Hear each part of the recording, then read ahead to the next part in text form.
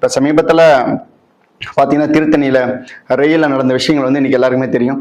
அந்த பெற்றோர்கள் வந்து பெற்றோர்கள் தான் பிள்ளையை வந்து நல்ல விதமாக தான் வளர்க்கணும்னு நினைப்பாங்க. ஆனால் அந்த பிள்ளை அந்த மாதிரி செய்யுதுன்னா அதுக்கு வந்து பெற்றோர்கள் காரணமாக இருப்பாங்கன்னா கிடையாது. அன்னைக்கு இப்போ இருக்கிற ஜென்ரேஷன் ஒரு சோஷியல் மீடியாவாக இருக்கட்டும், திரை கவர்ச்சியாக இருக்கட்டும், இந்த மாதிரி ஏதோ ஒரு விஷயம் வந்து அந்த தம்பிக்கு வந்து அது சரின்னு காமிச்சிருக்கா, அந்த விஷயத்துல தான் அப்படி சேராப்புல. ஆனால் அது தவறுன்ற கூடிய விஷயத்தை உணர்த்தணும்னா யாருன்னா நம்ம தமிழ் பண்பாடு சார்ந்து நம்ம ஆரம்ப காலத்தில் இருந்த மாதிரி இருந்துன்னா அந்த தம்பி அந்த தவறை செய்ய முடியுமா?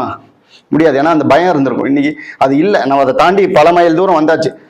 அதை திரும்பி நம்மளுக்கு கொண்டு போகும் விதமா தொடர்ச்சியா அண்ணன் வேல்முருகன் வந்து மக்கள் மன்றத்திலையும் சட்டமன்றத்திலையும் தொடர்ச்சியா தமிழர் பண்பாடு, தமிழ் மொழிக்காகவும் தமிழ் இனத்துக்காகவும் குரல் கொடுத்து கொண்டு இருக்கிறார்.